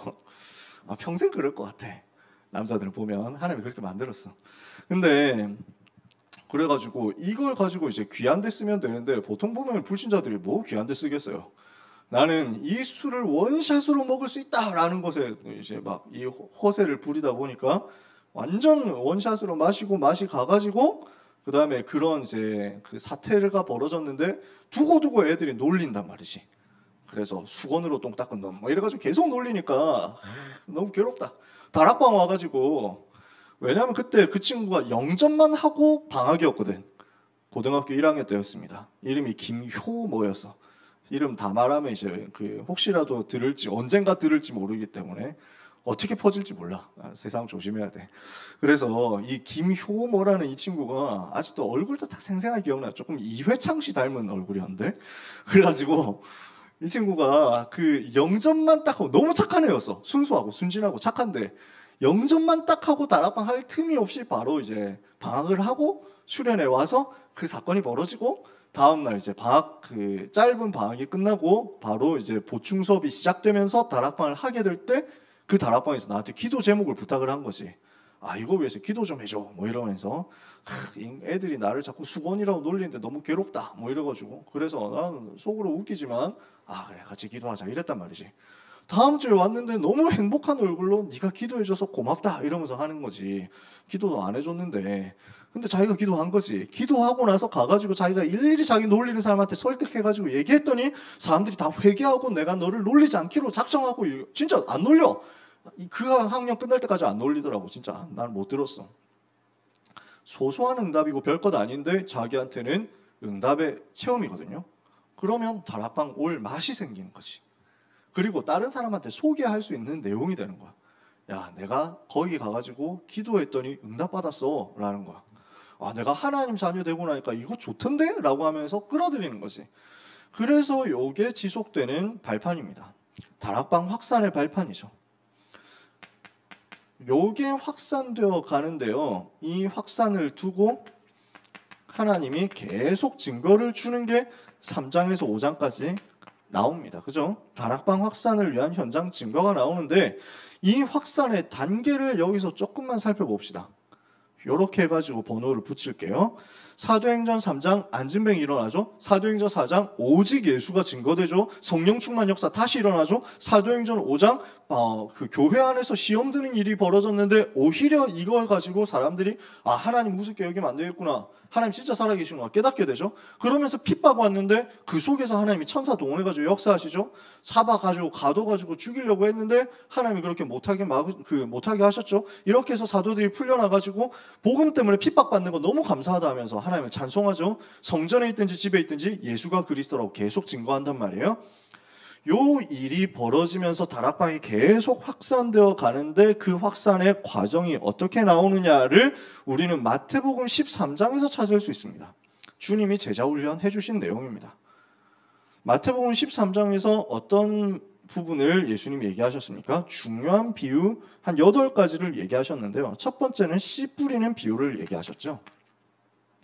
천국은 뭐와 같냐? 씨를 뿌리는 것과 같다. 씨를 뿌렸더니 어떤 씨는 길가에 떨어졌어. 어떤 씨는 돌밭에 떨어지고 어떤 씨는 가시덤불에 떨어지고 어떤 씨는 옥토에 떨어졌다. 길가에 떨어진 씨는 새가 와서 집어 먹어버려가지고 땅에 들어가기도 전에 그냥 끝나버렸다. 돌밭에 떨어진 씨는 조금 들어가가지고 자라다가 곧 뿌리가 더 깊이 내려갈 수가 없으니까 곧 말라 죽었다. 가시덤불에 떨어진 씨는 뿌리가 내려가지고 좀 자라다가 가시덤불에 막혀가지고 더 이상 결실을 하지 못했다. 그런데 기름진 땅에 떨어진 씨는 제대로 열매 맺어가지고 30배로 60배로 100배로 역사 일어나더라. 이게 뭘 말합니까? 우리가 복음 전했을 때 영접하는 사람, 다락방 하는 사람 어떤 종류로 나오느냐라는 것을 주님이 알려주신 거죠. 여러분이 복음 전했을 때 어떤 사람은 길 가기 때문에 영접도 안 합니다. 그냥 간단 말이에요. 그건 마귀가 그 사람에게 말씀이 들어가지 못하도록 휙 집어먹었기 때문에. 그럼 그건 길가죠. 우리가 신경 쓸 부분이 아닙니다. 길가인 사람을 내가 옥토로 바꿀 수 없어요. 하나님이 영생 주시기로 작정된 사람을 준비해 놨기 때문에 내가 그 사람을 영생 주기로 작정된 자로 바꿀 수는 없다니까. 그러니까 우리는 전도할 때 아무런 부담을 가질 이유가 없습니다. 영생을 주시기로 작정된 자는 준비가 되어 있기 때문에 내가 그 사람을 만났을 때 내가 어떻게 말을 잘하냐 못하냐 상관없이 하나님이 역사하시게 돼 있어요. 그러므로 우리는 기억해야 되는 것이 우리가 가서 복음 전했는데 영접을 안 했어. 그 사람은 유 목사님이 가서 복음 전해도 영접 안 할 사람이요. 바울이 가서 복음 전해도 영접 안 할 사람이요. 주님이 다시 오셔가지고 복음 전해도 안 받을 사람이다. 그죠? 반대로 내가 가서 복음 전했는데 복음을 받았어. 내가 잘난 게 아니야. 저기 막 유대인들이 와가지고 막 예수님 어디 계세요? 뭐 이러면서 해도 그런 식으로 복음 전해도 들을 사람이에요. 그런 사람은. 그러니까 나하고 상관이 없어요. 하나님이 준비하셨어요. 그런데 그 준비된 사람 중에는 길가도 있고 그 복음 받는 사람 중에는 길가도 있고 돌밭도 있고 가시밭도 있는데 하나님이 준비하신 옥토도 있다는 거예요. 그걸 우리는 믿고 계속 뿌리는 거예요. 그러니까 씨가 뿌려졌을 때 이 밭이 어떤 밭일까를 고민할 필요 없이 그냥 우리는 뿌리면 돼요. 그게 우리는 뿌리는 자의 사명입니다. 그래서 뿌렸는데 영접 거부하는 사람 나오고 영접만 하고 더 이상 지속 안 하고 영접까지는 했지만 더 이상 제가 시간은 없어서요 뭐 이러면서 막 그만두는 사람 나오죠. 돌밭. 뿌리가 안 내려지는 거예요. 그럼 그 사람 지속 안 하는 거죠. 영접하고 끝날 사람. 영접하고 다락방까지 좀 하는데 자기하고 뭔가 손해될 거 같으니까 더 이상 못하는 사람. 핍박 오면은 더 이상 지속하지 못할 사람. 그 사람이 가시덤불이에요. 다락방 좀 하다 그만둔 사람 현장 있거든요. 괜찮아요. 그죠? 그런데 옥토가 있어요. 이 사람은 진짜 만났더니 계속 열매 맺고 계속 역사 일으키더라. 계속 복음 받을 사람 데리고 오더라. 복음 전해주세요 하면서 데리고 온다니까. 이 사람 한 명 만나면 전도는 너무 쉽습니다. 다락방이 너무 재밌어요. 요런 다락방을 하는 가운데 요렇게 해가지고 다락방 문을 열었잖아요. 영접한 사람을 데리고 다락방을 열었는데 이 사람이 과연 영접까지는 했으니까 길가는 아니겠지. 근데 이 사람이 돌밭인지 옥토인지 가시밭인지 우리는 몰라. 하다 보면 나와요. 뭐가 나오냐? 알곡과 가라지가 나옵니다. 그러니까 이게 구분이 되거든요. 이 사람이 진짜 지속해서 복음운동 할 제대로 된 사명자인지 아니면 조금 하다 그만둘 사람인지 이거 하다 보면은 자연스럽게 구분돼서 나와요. 그러니까 우리는 이 사람이 알곡이냐 가라지냐 이걸 가지고 너무 신경 쓸 필요 없이 뭘 하면 되느냐? 일심 전심 지속하면 됩니다. 일심 오직 한 마음을 가지고 그 다음에 전심 전부를 걸고 끝까지 하나님 역사하시는 그 부분을 두고 끝까지 가는 거예요. 일심 전심 지속하다 보면은 그 사람이 알곡이다 하면은 하나님 역사하시는 것이고 가라지다 하면은 문 닫게 되는 것이고 그래서 그 부분 나누면 됩니다. 그래서 요 다락방 하다 보면은 진짜 알곡이 튀어나오는데 갈급한 자, 충성된 자, 사명자가 나온다는 거예요. 어떤 사람은 갈급한 자, 어떤 사람은 충성된 자, 진짜 그 속에서 사명자. 복음을 듣는 것을 너무 행복해하는 갈급한 사람이 있습니다. 그 중에서 복음 듣고 끝나는 게 아니라 충성된 자가 있어요. 제가 뭘 하면 좋을까요? 이렇게 연결되거든요. 자기가 뭔가를 해. 근데 그 중에서 진짜 사명자가 있어. 요 사명자는 자기 전도를 찾아내요. 전도를 자꾸 본단 말이죠. 그러면은 요런 다락방을 계속 하고 있으면 이 다락방은 뭐 어떤 역사가 일어나느냐? 겨자씨처럼 커지는 역사가 일어납니다. 요만한 다락방으로 시작했는데 이 다락방이 엄청 커지는 거예요. 1대1 다락방 시작했는데 요게 그룹 다락방으로 굉장히 확산되더라. 한 현장을 장악할 수 있을 만큼 커지더라 라는 겁니다. 그래서 요 겨자씨같이 다락방 확산되는 부분을 두고 우리가 적용시켜주고 전달해야 되는 게 현장 메시지입니다. 요 현장 메시지는 뭐냐면은 복음편지, 새생명, 새생활, 현장 복음 메시지, 창세기, 사도행전이에요. 그 교재를 다 가지고 오고 싶은데 가지고 올 수 없어서 여러분 이 교재 보신 적 있나요? 사도행전이라는 교재입니다. 이게 현장 다락방 할 때 쓰는 교재예요. 그러니까 이번 주 가가지고 44과 뭐 제자를 굳게 하니라 요거 가지고 또 복음 전하는 거예요. 복음 편지는 잘 아시잖아요. 새생명 새생활도 보시잖아요. 현장 복음 메시지 처음부터 끝까지 다뤄보신 분들이 많이 없습니다. 65가 이거를 별로 해본 적이 없어. 창세기 82가 해본 사람 거의 없지. 사도행전 63가 있네요. 이것도 끝까지 해본 사람 별로 없을 거고 저도 안 해봤습니다. 이건. 근데 사실상 하다 보면은 현장 복음 메시지 한번 끝내기도 사실 쉽지 않아요. 여러분 다락방 하다 보면은.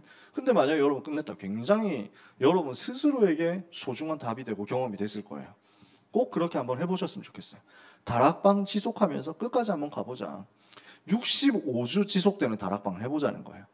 그러면은 그 현장 메시지를 둘로 나눌 수 있는데 요 구분을 어떻게 하면 좋겠냐. 복음 편지와 새 생명이 있습니다. 요 부분은 개인에게 전달해 줘야 돼요. 개인적으로 1대1로 그룹으로 할 수도 있겠지만 개인적으로 해주는 게 좋은 이유는 요 부분은 진도가 있기 때문입니다. 진도에 따라서 앞에 있는 내용이 이해되고 그 이해된 바탕을 가지고 다음 걸 들어가야 돼요. 차례대로 그렇게 되어 있기 때문에. 그래서 한 사람을 만나가지고 복음으로 결론 내도록 만들어주는 게 복음 편지입니다. 한 사람의 불신자 만났을 때 이 사람이 복음으로 모든 것 볼 수 있도록 뒤집어 주는 것이 복음 편지다. 새 생명, 새 생활은 어떻게 하는 거죠? 이걸 가지고 신앙생활 지속할 수 있도록 만들어 주는 거예요. 신앙생활로 끌고 와 주는 거죠. 교회는 왜 다녀야 되느냐? 성경을 어떻게 읽어야 되고 왜 읽어야 되느냐? 성경 주제가 뭐냐? 기도는 어떻게 하면 좋으냐? 뭐 이런 것들 다 여기에 들어있단 말이에요. 그러면서 치유라는 부분 들어있죠. 우리 가족 복음화를 위해서 기도해야 돼. 여기까지 간단 말이에요.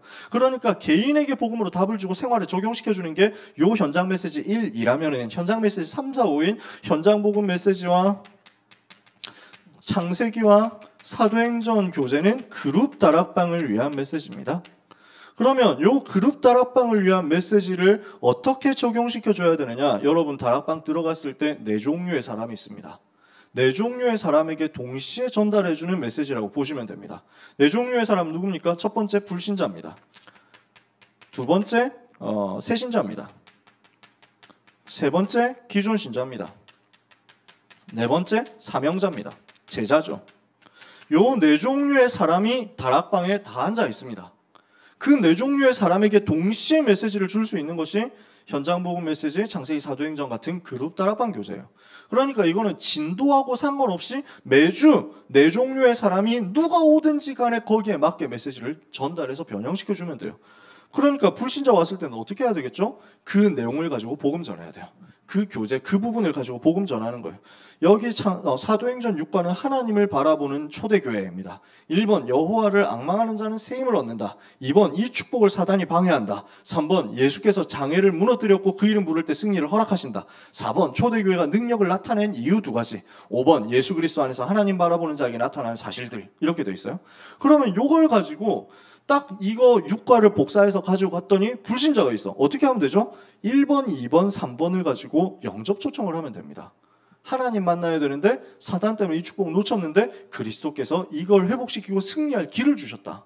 그분 만나야 된다. 새신자가 왔어요. 어떻게 하면 됩니까? 네가 그 예수 이름의 비밀을 가지고 있다. 알려주는 거예요. 너는 승리할 자격이 이미 와 있다. 알려주는 거예요.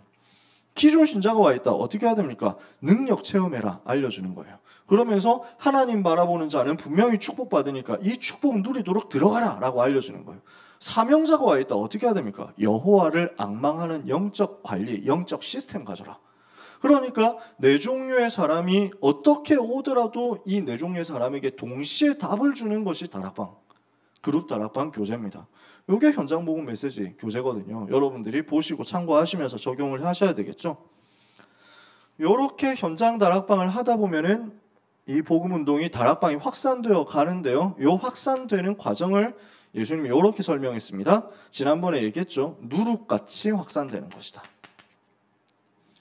이 다락방은 누룩과 같은데, 이 하나님의 나라 천국은 누룩과 같은데, 누룩이 뭡니까?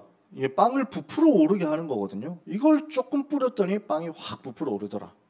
다락방 안에 조장이라는 사람이 있습니다. 그래서 이 사람이 무슨 역할을 합니까? 연락을 해줍니다. 사역자가 들어온다 했을 때 오늘 다락방 하는 날이니까 꼭 와라 이렇게 연락을 해주는 사람이에요. 그러면서 다락방 제일 처음 같이 했던 사람일 수도 있죠. 예를 들어서 1대1 다락방을 한다라고 했을 때 뭐 예를 들어서 제가 우리 회원자매하고 다락방을 한다라고 하면은 1대1로 처음 시작했는데 회원자매하고 주변에 사람들 한 명씩 초청한단 말이에요. 그러면서 자연스럽게 본인이 다락방 조장이 된다고. 그러면은 사람들한테 야 오늘 다락방 하는 날이니까 잊어버리지 마라. 오늘 꼭 와라. 오늘 저녁 시간에 하는 거야. 라고 얘기를 해주는 거지. 그게 조장의 역할이에요. 그러면서 뭐 목사님한테도 전설한테 오늘 다락방 오시는 날인 거 아시죠? 뭐 이러면서 기다리고 있을게요. 연락하는 거. 이게 조장의 기본적인 역할입니다. 두 번째 조장의 역할. 그러면서 저 같은 목사님이 전도사님이 외부 사역자가 들어와가지고 다락방 하는데 시간이 없어서 메시지만 하고 딱 간단 말이에요. 그러면 포럼이 인도하는 역할을 해줘. 그래서 제가 그 지교회 갈 때 좀 늦게 가거나 아니면 좀 일찍 나오거나 뭐 이렇게 하는 경우가 대단히 많습니다. 그건 제가 시간을 잘 못 지켜서 그런 것도 있고 한데 의도적으로 하는 것도 있어요. 왜냐하면 그 역할을 조장이 해줘야 되거든. 조장이 나와야 돼. 유 목사님 같은 경우는 너무 바쁘니까 이렇게 할 수밖에 없었어. 저는 안 바쁘지만 일부러 그렇게 하고 있는데 바쁠 때도 있어. 바쁠 때도. 여러분 너무 의혹의 눈초리를 보내지 마세요. 진짜 바쁠 때도 있었어요. 근데 가능하면 이 부분을 조장이 해줘야 돼. 왜냐? 다락방이 부흥되느냐 안 되느냐는 사실상 사역자도 중요하지만 조장이 더 중요해.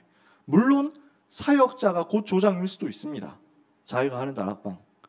자기가 그 현장에서 다락방 문을 열고 사역자로서 들어간다. 조장 역할 동시에 하는 거지.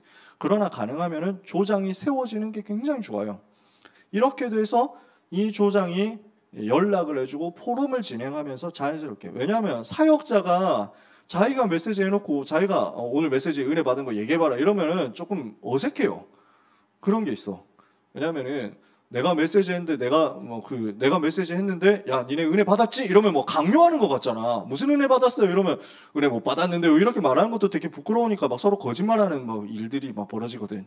우리 다락방 랩런트들이 그런 포럼의 전문성이 다 있잖아. 이렇게 해가지고 은혜 하나도 안 받아서도 은혜 되게 받은 척하면서 막 하는 그런 전문성이 있는데 사역자가 없을 때 조장을 통해가지고 오히려 좀 진솔하게 더 나온다는 그런 부분이 있어요. 그러면서 사실 해야 되는 제일 중요한 부분은 그래서 이 포럼 시간에 조장이 메시지를 떠먹여주고 개인에게 적용시켜주는 부분 너무 중요해요. 그러니까 사역자가 메시지 할 때보다 조장이 포럼 해주면서 정리해줄 때 더 역사를 할 때 많아요. 그러면서 제일 중요한 부분은 기도의 배경이 되는 거예요. 그 다락방을 위해서 기도하는 사람, 그 사람이 조장이죠. 그 다락방 조장이 해야 될 역할을 전달해 주는 게 평신도가 읽을 전도훈련 교재라는 교재입니다. 그 교재가 어떻게 생겼느냐? 옛날 사진은 여기 있고 새로 이제 편집돼 가지고 나온 사진은 이제 제가 못 구했어요. 옛날 사진 이렇게 돼 있습니다. 이 지도 그림 뒷면에 있는 여기 보시면 평신도가 읽을 전도훈련 교재라고 7번이 있죠. 7번. 옛날에 이렇게 생겼어요. 지금 이제 새로 바뀌었어. 리뉴얼 됐어요. 디자인이 바뀌었어. 이런 교재가 있습니다. 요게 뭘 말하느냐? 어떻게 조장 세울 것이냐? 조장이 어떻게 훈련받을 것이냐라는 겁니다. 그래서 요 교재에서는 뭘 말하냐면 다락방 운영에 대한 관점을 제시해 줍니다. 다락방을 어떻게 움직일 것이냐. 제가 칠판에 지금 다 쓸 공간 없는 거 아시죠? 그래서 물론 여러분이 필기 일일이 안 하셔도 됩니다. 뭐 이제 여러분이 직접 그 교재를 보면서 느껴질 거예요. 나중에 하다 보면은. 근데 참고로 하시라고 말씀드리는 겁니다. 그리고 나서 나오는 내용이 뭡니까? 보화를 감춘 파츠다 이랬잖아요. 5번 다섯 번째 비유.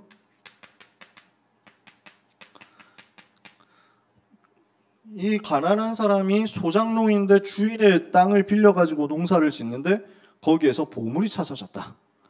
그냥 그 보물을 가지고 튈 수도 있지만 그러면 이거는 이제 주인의 것인데 자기가 도둑질한 게 돼요. 법적으로는. 그러니까 빨리 덮어버린 다음에 자기 전 재산을 팔아가지고 그 보물이 숨겨져 있는 땅을 사줘. 별 것 없는 그 땅을 시가의 2배를 주고 샀다. 뭐 예를 들어서. 다른 사람들 다 미쳤다 할 건데 이 사람은 그렇지 않죠. 왜? 보물이 있는 걸 알기 때문에. 그 보물을 보고 그 땅을 산 거예요. 우리가 새신자 한 명이 다락방에 왔을 때 그 새신자 한 명을 보물로 볼 수 있어야 됩니다. 그 새신자 한 명 속에는 배경에 있는 엄청난 불신자 전도 밭이 숨어 있기 때문에요. 요걸 보는 것을 EBS라고 하죠. 이반젤리즘 바이블 스터디예요. 그래서 이 EBS를 할 수 있도록 만들어주는 교재가 EBS 기초훈련, EBS 개인 양육입니다.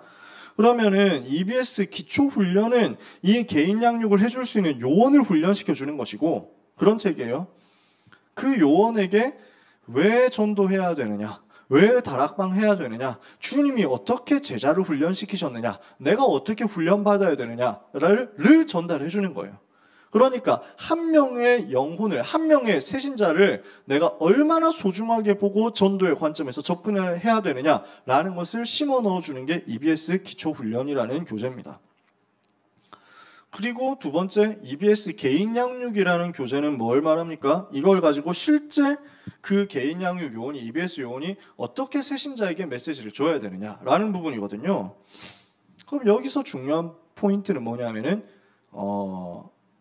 이 EBS 개인 양육이라는 요 부분을 여러분들이 개인 양육 요원에게 전달할 때는 메시지를 전달해 주는 게 아니라 그 메시지를 전달할 수 있도록 보여주는 거예요. 심어주는 거예요. 이 말이 이해가 되십니까? EBS 개인 양육 교재를 열어보면은 그냥 기본 메시지 나옵니다. 그러면 여러분들이 그걸 가지고 EBS 요원한테 전달해 준다 할 때 기본 메시지 풀어주고 끝나면 안 돼요. 그 기본 메시지를 해줄 수 있도록 만들어주는 거죠. 그러니까 무슨 말이냐? 훈련 교재라는 거예요. 그 관점에서 보면은 나머지는 쉽게 풀립니다. 그러면 왜 EBS라고 하죠? 이반젤리즘 바이블 스터디인데 특히 이반젤리즘이란 말이에요. 복음으로 성경을 볼 수 있도록 풀어줘야 돼요. 그러니까 복음 훈련을 시켜줘야 됩니다. 두 번째, 전도의 관점에서 풀어줘야 됩니다. 그러니까 새신자 한 명을 전도의 눈으로 보고 도와줘라 라는 거죠. 그리고 여섯 번째 비유가 나옵니다. 뭐죠? 진주를 사는 장사꾼과 같다. 엄청난 진주 하나 있으니까 자기 전 재산을 팔아가지고 산단 말이에요. 그 진주 하나를. 기능인, 전문인 한 명이 있다. 이 전문 기능을 가진 한 사람은 전도의 큰 문이 돼요. 한 사람이 큰 문이 될 수 있어요. 그래서 이 기능 가진 사람을 살려주는 다락방을 팀 바이블 스터디 TBS 다락방이라고 합니다. 그러면 TBS 요원은 누구냐면 기능을 전도로 봐줄 수 있는 사람이에요. 나중에 이거는 전문 사역에 갔을 때도 마찬가지인데요. 기능을 가진 사람이 이제 TBS냐? 아니요. 기능을 전도로 볼 수 있는 사람이 TBS다. 그 말이에요. 이해가 되십니까? 다른 말로 하면 지난번에 TBS에서 그렇게 설명했었는데요. 유 목사님이 지역에 전도하러 들어갔단 말이에요. 시골에 전도하러 들어갔단 말이에요. 그때 얘기했었죠. 여러분들한테는 얘기 다 했습니다. 그때 의료 전도를 해야 되겠다 하고 들어갔는데 침 놓는 사람 데리고 들어갔는데 침 놓는 사람이 하필 그 캠프 기간에 안 왔어. 그래서 어떻게 했냐, 백운규 목사님한테 가운 입혀놓고 네가 침 놔라 이래가지고 백운규 목사님 알겠습니다 뭐 이래가지고 침을 놨단 말이지. 그래서 막 전도팀들이 다 조마조마하면서 막 불법 의료 지금 같으면 난리가 났을 텐데 지금 사실 다행히도 공소시효가 지났기 때문에, 그리고 그분들이 전혀 이제 고발을 하지 않았기 때문에, 왜냐하면 역사 일어났으니까 진짜 시원하네 이렇게 해가지고 좋았단 말이지. 침을 그렇게 야매로 했는데 하나님 역사하셔가지고 다 치유가 됐어. 이러는 동안에 이제 침 놓고 있는 동안에 복음 전해가지고 거기서 막 그 조그마한 시골 마을에 할아버지 할머니들이 막 수십 명 예수님 영접하고 시스템으로 연결됐다. 그러면은 여기에서 TBS는 누구냐? 침 놓는 사람이 아니라 침 놓는 사람을 데리고 전도로 연결시켜 줄 수 있는 사람. 거기서는 유 목사님이 TBS를 하셨던 거죠. 이해가 되십니까? 기능을 전도로 봐줄 수 있는 사람. 그러면 기능 가진 본인도 TBS일 수 있고 기능이 없어도 TBS를 할 수 있다는 거예요. 내가 전도자로서 관점을 가지고 있으면.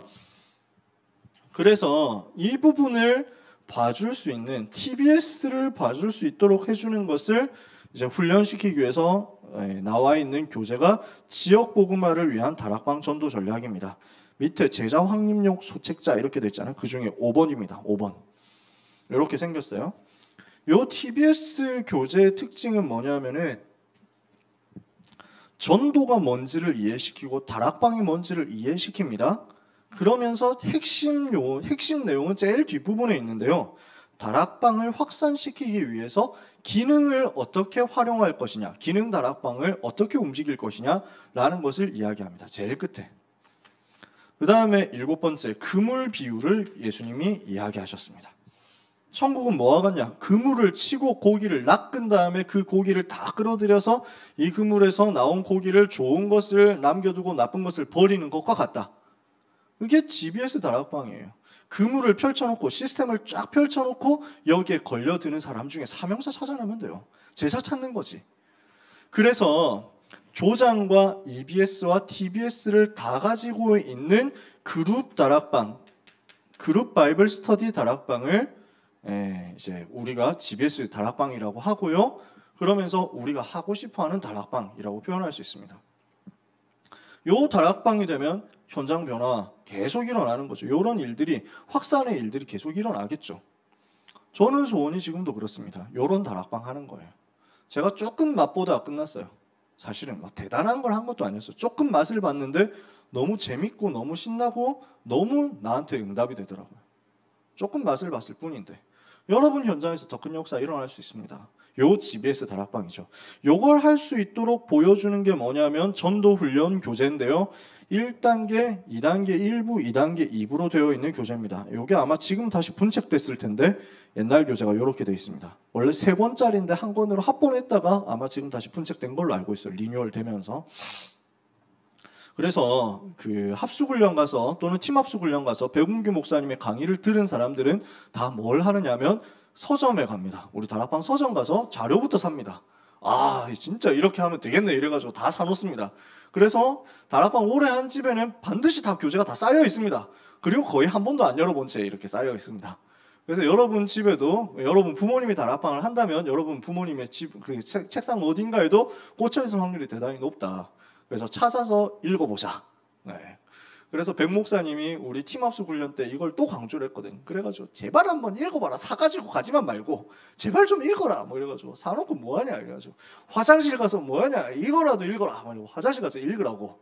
그랬더니 하는 말이 화장실 가서 정식이도 해야 되는데 뭐 이래가지고 제발 정식이도 딴 데 하고 뭐 이래가지고 여러분이 보세요. 보면은 구성이 어떻게 되냐면 1단계는 전도에 대해서 이야기합니다. 전도가 시급하다. 전도 왜 해야 되냐? 전도 어떻게 할 것이냐? 이런 부분에 대해서 얘기합니다.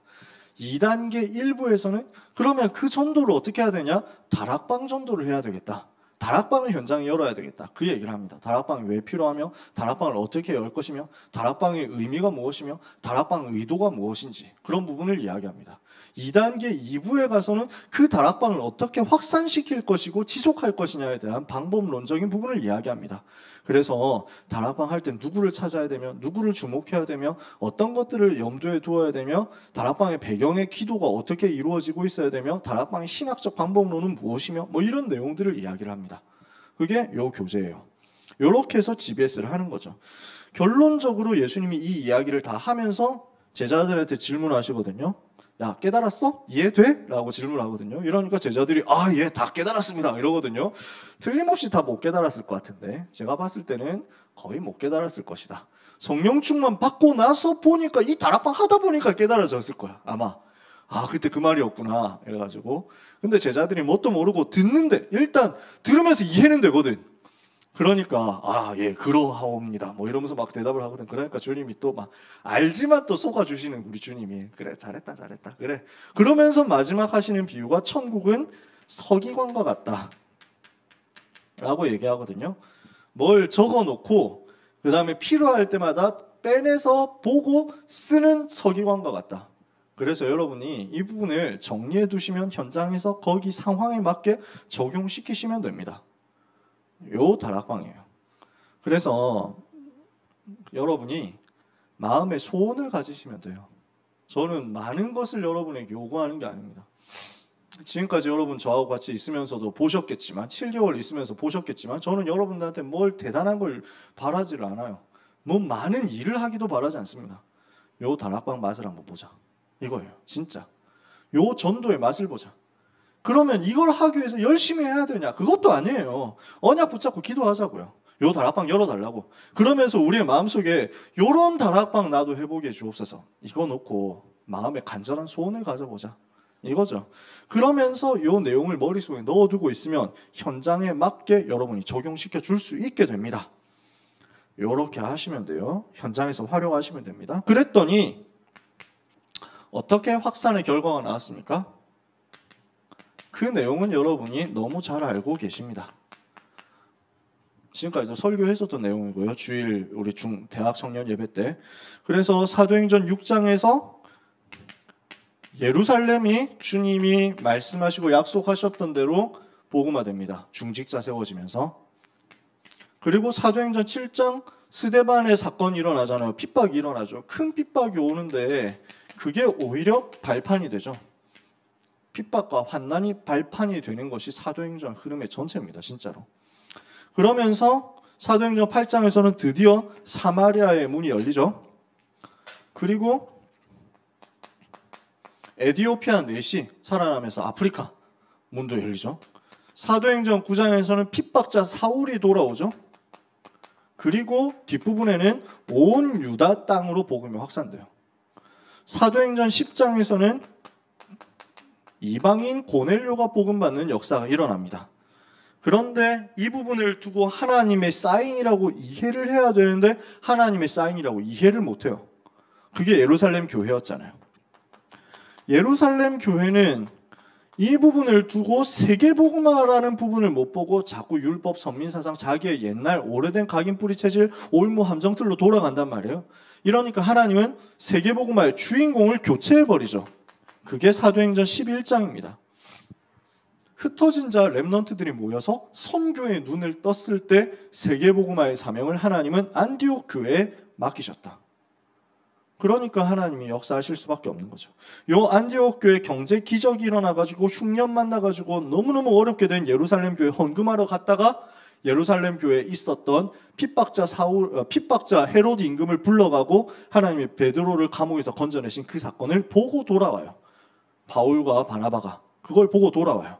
이게 사도행전 12장까지입니다.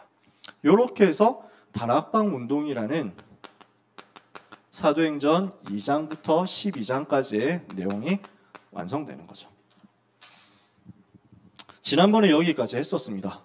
그리고 하고 나서 너무 힘들어가지고 쉬었다가 하자 했다가 쉬고 보니까 계속 쉬자 이렇게 해가지고 다음에 합시다. 다음 주에 하지 뭐 이랬는데 계속 못했지.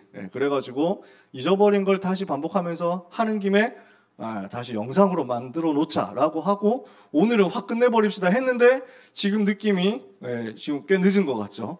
그래서 꽤 시간도 많이 간 것 같단 말이야.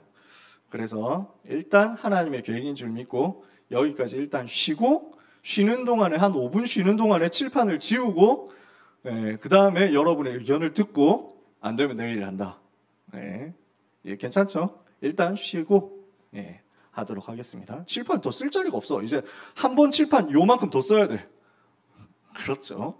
그걸로도 사실 부족하지만 일단 뭐 여러분들이 좀 힘드실 텐데 저로서는 제가 뭐 별로 가진 건 없지만 제가 별로 뭐 말할 수 있는 게 많지는 않지만 제가 다른 데서는 다 하는 얘기고 정말 제가 하고 싶은 얘기인데 우리 교회에서는 정작 못했단 말이지. 이 부분을 다 털어내고 가고 싶어서 제 욕심인데요. 그래서 이렇게 전달하는 거니까 여러분 양해해 주시고 5분만 쉬었다가 다음 얘기를 진행해 보도록 하겠습니다.